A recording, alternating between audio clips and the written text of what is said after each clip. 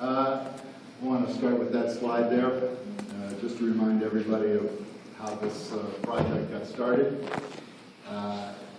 It's funny, I was reading something today about, it was a business article about leadership, and the guy says, always remember that Martin Luther King said, I have a dream, not I have a plan. That people are much more inspired by dreams than they are plans, and really, this you know, our emails asking you out was to tell you the plan, and we'll tell you the plan. But I think this is much more about a dream about Warren and what it can be like. And as it relates to this project, for me it started with conversations at the Horseshoe Bar with me on one side and Gregg on the other. And I never fail to think about that. I think about that every day, and I hope everybody else will as well. But that said, we are going to talk about some plans.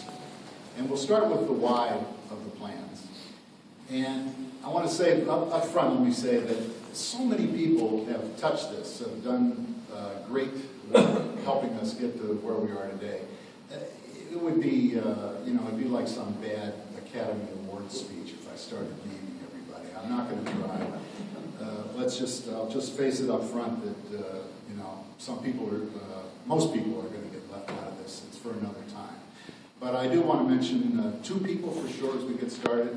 One, Aaron Shine, who was a much better and closer friend to Gregg than I, and the first person that, you know, I discussed this idea with, and who rallied a bunch of his friends to help get the thing going, and more than that, sustain it and make it real. And Matt Martin, who will come up, we'll do this presentation really is, I think, pretty brief. And Matt Martin from Trumbull Neighborhood Partnership. TNP does really all the hard lifting on this project. And so Matt will come up at the end and answer any questions anyone has. What we'd like to talk about, as I said, is kind of the why of this thing. And the why really started with a survey that I did when I first moved back to Warren after being gone for 40 years. A little over a year ago, many of you know I've got this website, Warren Express. We did an online survey. We had a PhD in market research with years of experience, structured the thing. We got more than 400 responses to this survey. It's an enormous sample size, actually, for a city the size of Warren. I've taken a little grief about this survey over the past year or so for people who felt that it was so negative. But, you know, I think before you can solve a problem, you've got to face the fact that there's a problem. And there were 20-some questions on this survey. For me, this is the one that really just hits me between the eyes every time I think about it. When 90% of the people in the city feel that it does not present an image that's of a prosperous and growing community, that's a huge problem. It's a huge problem for the people who live here. But, you know, how can we expect others to come in and invest in the community and help it grow if the people who live here feel that we haven't done what we need to do or kind of fallen behind? And there were other questions that ratified these findings, similar kinds of questions. And when you looked, we also gave people an opportunity for open-ended responses. We got a lot of verbatim comments from people, and it's pretty clear, you know, where these feelings were coming from. As industry left the area, as the population shrank, we were left with all the problems of a big city without kind of a bigger city, without the resources to deal with all of them. So, in a nutshell, what people talked about were the crime, the deterioration of the streets is always a big issue, the general blight with all the vacant houses, and crime, as illustrated here with the massage parlors, which thankfully taken the right steps on. So, progress is being made. And so I don't want to be, I'm not a Cassandra. I'm optimistic about the future of the city. I think the mayor and the council and everybody are doing everything they can do and really want to turn things around and are doing the right things. But we need to do more of them. And it can't just be something that our elected officials work on and we sit back and kibitz over. Everybody's got to pitch in. This is not going to turn around if only the politicians are responsible for making it happen. So we started looking around, again on the why, and looking around for a project that had certain characteristics. It had to be something that was cost-effective, because we were going to raise money from private citizens principally, and it had to be scalable, something that we could do. It wouldn't be good enough to do something small and then, be faced with having to raise $10 million to do it big. It had to be something that you could build on without expecting, some unrealistic fundraising activities. And it had to be something that had broad community support, which I think most people would agree is always difficult in Warren. There's never a shortage of naysayers, as evidenced on the Tribune online this week. We had a nice article about this meeting tonight, and I shouldn't be, but I was amazed at the negativity from people that just can't see, what it is we're trying to accomplish. And probably most importantly, it had to be something that would challenge the existing image, something that could replace that image of light and crime and so forth. And it had to be something more than just fixing those things. It's important to fix those things, to fix the streets, to get rid of the vacant houses. But we wanted to find something that could be something new and give people hope of a different vision of what the city might look like. Pretty quickly started focusing on the issue of blight, in part because, in my opinion, it's the single biggest problem, but others might disagree. You can weight things one way or the other. But one thing about blight is it touches all these other things. A blighted community becomes a haven for criminals, for all kinds of illegal activity, and it just kind of, it's an economic drag on the community. It sucks up the police resources, the fire department resources. It just touched a lot of things, so blight became big. And there's a lot of good research to show that eradicating blight has a positive effect in many ways. This Michigan State University study was very detailed in the way they looked at the effect of one vacant house on the other houses that were within 500 feet of it, 1,000 feet of it, 1,500 feet of it. They studied this over a number of years. The city of Flint, Michigan spent $3.5 million tearing down as many of the houses as they could. And then they went back and they studied real estate prices and transactions post and pre this demolition. And this $3.5 million investment raised the value of every other property by $112 million, which is a 3,100% return on investment. So eradicating blight, we just felt had the potential to really make kind of big changes. There's a ton of studies. I'll just mention one other one from the University of Pennsylvania Medical School that shows that greening a blighted neighborhood reduces the crime rate, reduces the incidence of mental health problems, and just generally kind of lifts the spirit of the community. This, by the way, is a wildflower garden in Youngstown over near Idora Park. Those gardens have been in 3 years, so I took this last summer. And then funneling this down a little further, why wildflowers? Well, there were a number of reasons for wildflowers, and they kind of relate back to our three goals. The environmental ones, you probably know, they don't require pesticides and chemicals to grow. They're uniquely suited to this area. The wildflower mix, native grass seeds that we use are uniquely suited for the climate of this area and the soil of this area. Wildflowers in general prefer a poor soil quality, so you can imagine what the soil is like in a lot of these lots. It's heavily compacted, it doesn't have a lot of nutrients. Wildflowers love that stuff. And they'll beat, if you kill all the weeds first, they'll outcompete it. And they have huge root systems that suck up all the water so that you don't get the green concrete effect of grass where all the water runs off into the street, into the sewer systems, and creates other problems for the city. They'll take up all that. I'll go on the other end on the aesthetics. I'm not going to spend too much time on that. you either like them or you don't. You know, I've come across a handful of people as we've gone through this thing that think wildflowers are just colorful weeds. You know, I don't really get it, but you either appreciate the aesthetic value that they bring to an area or you don't. But I think everyone would agree they look better than a vacant lot that has, it's overgrown with weeds and rubble.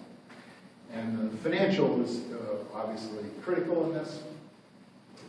They're relatively inexpensive to create, so we felt like we could do something meaningful quickly and then scale it up, as I mentioned before, raises property values, and they require really relatively little maintenance. They do a little bit in the first years. Once they get going, they're relatively maintenance-free. I want to talk more about the economic aspect of this, though, which blends, kind of bleeds into the image aspects of this project. And we picked 3 photographs here of houses in various states of disrepair or repair, in one case. We've got lots of beautiful old homes in this city that are architecturally interesting and significant, that people have lovingly taken care of over the years and still look great. On the other end of the spectrum, we've got, as we all know, we've got them falling down and burning up and being torn down. What we're really focused on are the ones in the middle, these kind of bubble houses that I'm sure you all know examples. There are houses in this town, that you could live in tomorrow that you can buy for $10,000 and be perfectly livable with another $10,000 put in. But I think this is what happens. People look at that house, and look above the bar there. These are the same 2 houses, the same house in the middle there in both cases. You look at that $10,000 house, and it's sandwiched between a teardown and a vacant, nasty-looking lot. And you say, well, I could make that nice, but geez, then what have I got? I've got a decent house, but I'm in a crap, environment. Take that exact same house, we've done in the lower montage there, put it between one of the nicer houses that has been maintained and a beautiful garden. And I think a prospective buyer looks at that entirely differently. They say, well, that garden is probably going to be there forever, or at least my lifetime. And now I've got something that if I make it nice, now I've got a half a block that looks nice. Or maybe it's the whole block. Maybe this is the last one in there. So it's this incrementalism aspects of this that I think often gets overlooked. Nobody knows better than me that 100 wildflower gardens isn't going to turn Warren into Chagrin Falls. That's not the goal. And it would be an unrealistic one if it were. But every journey starts with the first step, and you've got to do the small things if you expect the big things to happen. Referring back again to our initial goals, consensus was hugely important, and I wish I could tell everybody in the city how cooperative and helpful the elected and public officials in this community have been in this process all along, starting with the mayor, who, with some reluctance, shot a YouTube video to help us raise money. The reluctance wasn't to help, it was just to be in front of the camera. Sam Lamancusa, the county treasurer and head of the land bank, who's not here this evening. The guy has been unbelievable. Michael Robinson, his deputy. 2 city council people sponsored gardens personally through their businesses. Many others donated money. We got a lot of help from the city. Things that I think they don't even want us to talk about because they probably shouldn't have done them, but we needed some help, and they provided. They've always been there for us. The Warren Municipal Courts, Judge Geisinger and Ivanchek work with Trumbull Neighborhood Partnership and assign non-felon clients of the court who have community service obligations to Trumbull Neighborhood Partnership. Those crews go out and do much of the maintenance work that needs to be done. some of the prep work. It would not be possible to do this without that kind of cooperation. The land bank I mentioned, and Sam and Mike, when we first mentioned the idea to them, immediately focused on Atlantic Street, where our first gardens went, which I think was the absolute perfect place to go. And we're now beginning to work with students at Harding High School. We're going to be going soon. I'm not sure what it's going to be tomorrow. It's getting rescheduled, but we're going to work with students there. They've got a full television studio at the high school. Hopefully we're going to do a little video that goes around with interview neighbors to see what they think of the project. We want to get students involved in an essay contest. The science students, we have our biggest garden is right across the street from the high school, so it's a unique opportunity for science students to study a native environment. And also the private sector, can't say enough about them. Local businesses, really only one person actually turned me down. I really should have been asking more people. I probably could have raised a lot more money last year than I did if I wasn't so lazy. But we had great response from local businesses and community groups, and I couldn't resist putting the panther there in the middle of the page. But I'll tell you why. The 3 graduating classes from Warren Harding cumulatively raised $5,000, which is 25% of the money. So they were hugely instrumental in making this a possibility. And then we got much, and the support was much broader than that. We got about 200 people altogether contributed to the project last year, $20,000. And I find this really interesting. 2/3 of the donors don't live in it. And I think this is one of the huge untapped resources that the community could take greater advantage of. There's so much goodwill among the people who grew up here and want to see Warren return to the state that it was in their youth. And they're willing, they're clearly willing to donate their money, but they're willing to donate more than that as well. And it's a subject for another time. The Youngstown Business Incubator has been a huge success, and they've done it by mining former residents of Youngstown in an incredibly smart and effective way. And I'd like to see us do more of that as well. And that final little throwaway line there, a dozen volunteers, which I refer to as the Wild Bunch, some of whom are here this evening. I never called anybody and said, hey, could you do this, could you do that, the other thing. Nobody ever said no. People will always go. So that's kind of the why and how. This is kind of the want. So just to remind everyone, we started here with Atlantic Street from Summit up to the high school. That's the high school here. Or this is the garden. This is the garden. The high school would be in here. And the bridge down here. We ended up doing about 20 gardens along Atlantic. And I said the one across from the high school is the biggest garden, but that's actually not true. The biggest garden is on Youngstown Road, which was dedicated to Gregg and his brother Matt, who also passed some time back.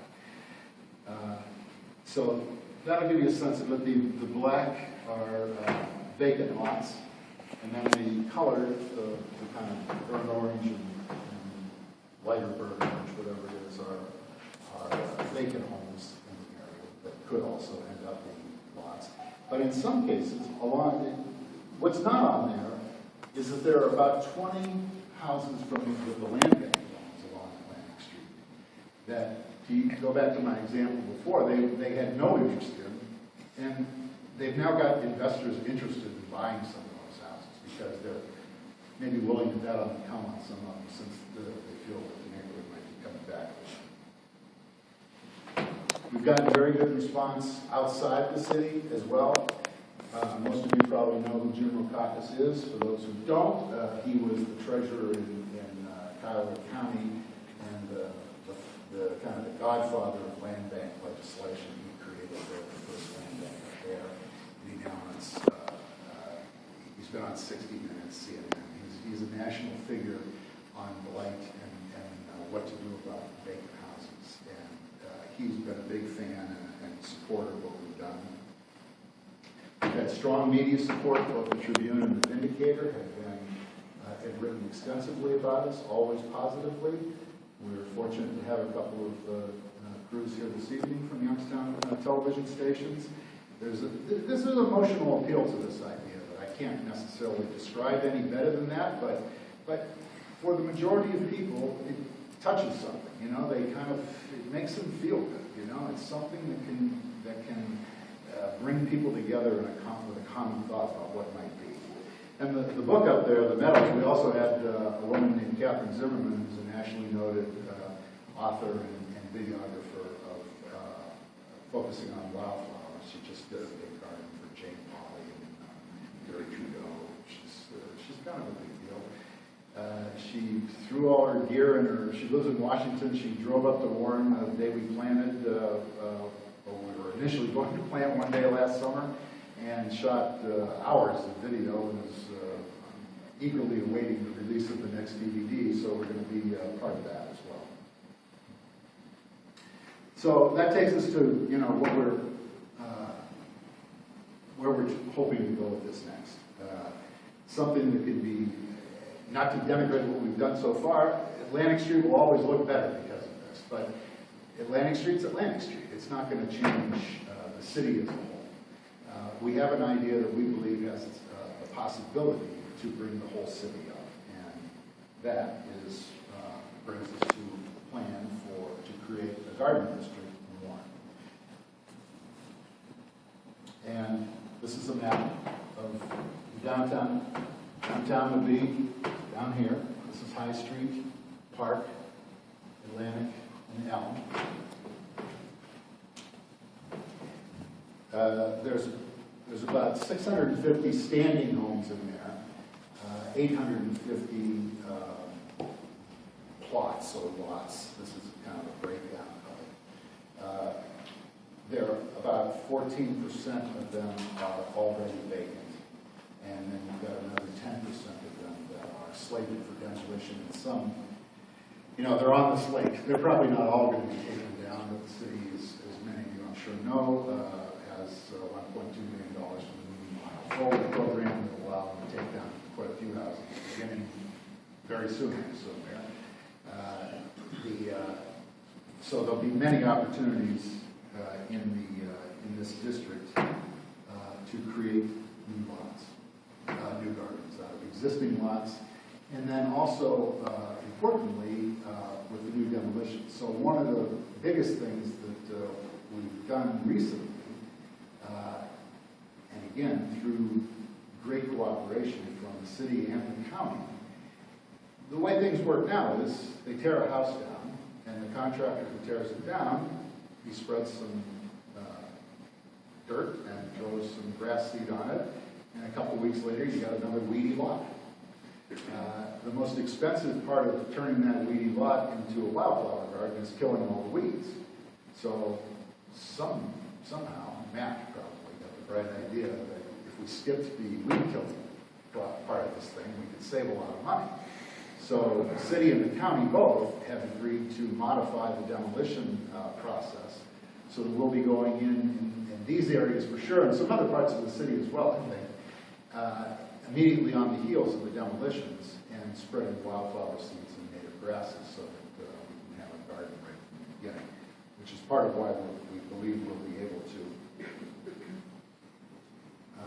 bring the cost per garden down significantly. So the goal this year is to raise $50,000. We raised $20,000 last year. We're going to try and raise $50,000, and with $50,000, we think we can create somewhere between 100 and 150 gardens in the city. Go back to this map for a second. Here's what I think will happen if we do that. It's about 25 square blocks. We have 100 gardens in 25 square blocks in the city, where you could buy a house for $10,000 and walk to downtown, walk to the AM, walk to the high school, it'll become a much more desirable place to live and will cast a positive glow on the downtown area all by itself. It'll make downtown living more attractive because you can walk from downtown into the gardens. It'll be immediately adjacent to the high school, and the high school ought to be in a more attractive, as attractive an environment as possible. It will, I believe, create a barrier on the western edge where the historic Perkins neighborhood that has some of the most beautiful homes in the city, where they've now got to be constantly fighting the creeping light that is coming from this proposed garden district area. I think we have the possibility of building a barrier there that will make things work positively in the other direction. And it can't hurt on the north end of that as well, which are also transitional neighborhoods. So this is I sort of got a 3-year plan on this thing. We did what we did last year. We got things started. We're hoping to bring this thing up to a scale that can have this transformative effect on the city. And as I said earlier, I'm not saying this is the best idea around. There's a lot of good ideas around. It's not the only idea around. But I'll tell you what it is. Tell me one thing you can think of that's being done around here where you might have the chance of transforming things on this scale for $50,000. The cost of a decent house in this city. It's a shot. And if we do that, and in a couple of years we have 100, 150 wildflower gardens, I believe people will, in the spring, I believe people will come here to see the wildflower gardens. Instead of coming here to go to massage parlors, they'll come to look at beautiful gardens. When they come here, they'll come to the Mocha House. If we had a bed and breakfast downtown, they might stay a night or two. It has the opportunity to lift a lot of things up. And when prospective employers are evaluating communities, I'm going to digress just a little bit. I'm almost done here. I feel like I've gone on too long. But as some of you know, I worked for a long time for Fortune magazine. So I was the marketing director at Fortune magazine. And we did a study every year we did like 15 years among C-level executives in Fortune 1000 companies. We'd ask them why you decided to build your factory here rather than there, open a new facility here rather than there, move your headquarters from here to there. And as you can imagine, it's different. The reasons are different for a bank than they are for a manufacturing company. There's all kinds. There's a million reasons. When the smart people who understand statistics start doing the regression analysis and filtering out all the noise and trying to find a common denominator, every single year the answer was the same. The reason they picked the place they picked was their personal opinion on the quality of life that the community would offer themselves, their colleagues, and their employees. And I think if we do something like this, what it will say to people about this city is that it's a creative city, it's a resourceful city, it's a city that hasn't given up on the future, is looking forward and wants to be more than it is today. And if you're an employer, you can't really ask for a better attitude for the community than that. So perhaps more than any reason, this is the one I believe that should drive this program. Because I know someone will ask. Most of you know we sold sponsorships in these individual lots last year. Some were collectivized things. $850 ended up costing us a little more than that, but we've got little sign places there. If we are going to raise $50,000, we have to go a little bigger this year. Those individual, I think there's just too many of those little individual signs. We're going to have to try it a little differently. We've talked to the mayor about this. There's not a resolution, but I feel like we will We will be able to have appropriate signage in the right place, possibly in the showcase lot across from the high school. We will be able to acknowledge sponsors in a tasteful but meaningful way. We might end up with gateway signage as well, perhaps. I could see a nice, tasteful wooden sign where people turned on to Scott from Park Avenue. People deserve and need recognition when they contribute, so this is something that you're going to have to trust us on the details, but we won't forget it. And that's it. That's the plan. Matt, who doesn't really like to talk but will answer questions. Why don't you come up and we'll be happy to answer any questions you have. Matt, again, has done. I do a lot of talking. He does all of it.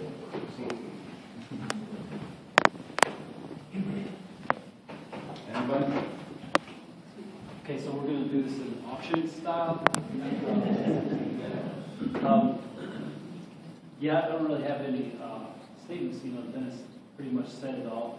Other than just to really commend Dennis and acknowledge, I get paid for my role in this, and Dennis is a volunteer. And he spends a lot of time on it. So that said, if anyone has any questions, kind of like about the logistics or the procedure of the project. I just have one curiosity question, and before I do that, I'd like to commend both of you for the work that you put into this. My curiosity question is, go back to the map for a second, if you would, and The map? talk a little bit about how you arrived at the borders of how the decision was made to place the dotted lines. I have no dispute with the borders, by the way. I'm just curious. Well, it wasn't highly scientific. We wanted someplace close to downtown because we felt that would have an impact on the community in general.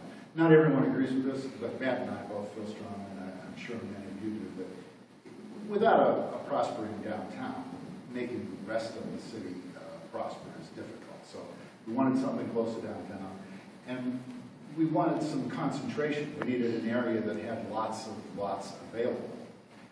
And then the fact that it's interesting because it sort of has borders, I mean, everybody kind of knows this part of town, but it doesn't have an official name. I discovered along the way that some people refer to it as Area 51 for old reasons. We just felt that, I worked in branding all my life, so I think brands are very powerful, and if you could concentrate this stuff, you could create a brand out of it. I think the basic idea was to capture the existing central business district, residential adjacent portion in downtown, and also to capture the high school. Yeah. Yes. I do have a question and a comment, and again, commend you both, and my condolences to friend Gregg. I'm a member of the original Warren Grow. We did work in Area 51. And what I found was that when we planted food, vegetable gardens, and did community cleanups, it actually brought people out of their homes, working together, meeting each other, and taking some pride in ownership. And I'm just wondering if there's any part of the plan that takes into consideration the people who are already living here and what they can do to contribute to their own area.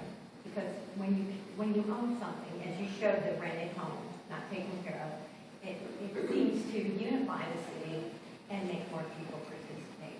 And I was just wondering if you had any plan in place to incorporate the citizens who live there already.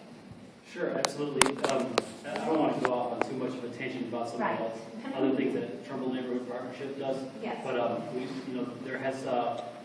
we have assisted in the creation of a new vegetable garden at Washington and Mercer, which is right in the heart of this garden It district. will be in the heart of the garden. Sorry. That was mainly my question. We also, And then a new, and I'm not going to take credit for this, but a new neighborhood association has formed over the last few months in that area. But really specific to this project, we did extensive door knocking before anything even got started. We talked to neighbors. There was a couple lots that we skipped because neighbors were using them as side lots, Yeah. things of that nature. So we definitely wanted to incorporate the neighbors into it as much as possible, and we'll continue to do that. Okay, great, that's what I was worried about. Help me. I just want to say one other thing on that, because I did a lot of that door knocking. And I want to say this in a respectful way. I hope nobody misinterprets. But, you know, there's one thing to drive through some of these streets. It's a very another thing to walk up to the front door. Yes, Some it of is, these and it's something else to dig And- and plant vegetables there. Your first impression, you know, when you see the condition of the house, you know, you can't help but kind of start the preconceptions about who lives there. Very often, the person who came to the door only worsened whatever thoughts I had. And in almost every case, they got reversed.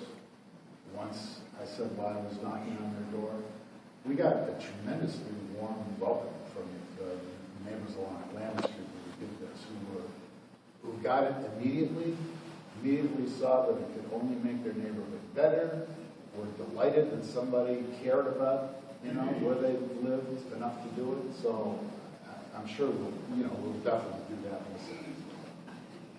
Yeah. Yes, on the horticulture side, are you guys working with the same consultant you had before for the other gardens as far as the seed plan? Because there is a difference between the shady area and the sun area, clay, rich soil. Is he going to continue working with you? Probably. I mean, we haven't gotten that far. We will probably talk to others as well.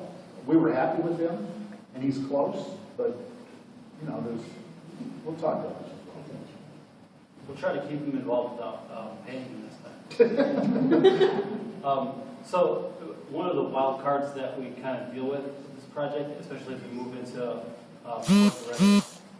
post demolition, is the quality and consistency of the soil that's brought in by the demolition contractor. And so there's a lot of variables there that we really can't control going in. But one thing that we've learned through this process, and a lot of this was through Mrs. Zimmerman, which Dennis mentioned, is that these native plants are very tolerant to a variety of conditions, soil conditions. They're very drought resistant. So really, like Dennis said earlier, they'll outcompete weeds and grasses. So that's not to say that we're going to, move forward dismissing those kinds of things, but I think we've learned that we're dealing with plants that are fairly sustainable in that regard.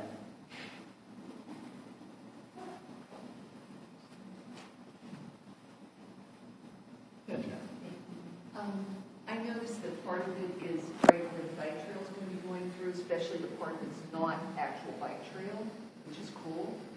But because I'm already moving on to 2015, it would be cool if this just ended up being along the bike trail also. The whole route of the bike trail in Warren would Yeah. make that section unique in Warren. There you go. You said it. Yeah, I'll call that. So I use this example, I don't think I said it up here, but one of the TV crews I mentioned this. I see this, it's like, a painter has to prepare a canvas before they start painting, right? I mean, what we're really doing is preparing the canvas here. And if we do it right, I believe others will come and build on it, will want to paint near it, on it, around it. We'll see other applications. Jim Valeska and I have talked a number of times about the riverbanks. These are the kind of plants that naturally, not the exact same plants, but wildflowers and native grasses grow along riverbanks, and they filter out pollutants from the runoff before it goes to the river. They look beautiful. They want to live there. There are so many other possible applications if we can get this thing moving with enough momentum. I think this seed mixture this project is really not ultimately that complicated. We can really put this anywhere, anywhere that there's a vacant lot or anywhere that a house is coming down, we can use this kind of Gregg's Gardens secret formula. I mean, it's not too complicated, so really it could go anywhere. This represents a concentration of the initial effort to try to maximize the impact. But I would, this is something that we can hopefully spread citywide. And I know that other cities are already kind of looking at this notion of swapping out the demolition specs immediately after the house comes down for this seed mixture as being something that could really save cities money and have the same impact. So this is something, I don't think we're to the point where the city is going to just completely change its demolition specs wholesale, but I think the ability to experiment with some things this year might lead to that eventually. If they do absolutely nothing else, the one thing they do for certain is they obviate the need to mow those lots.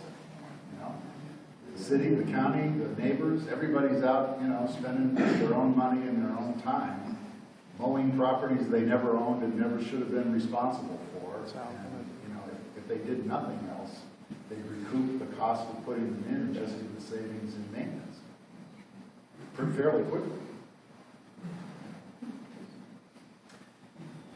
Okay, thank you.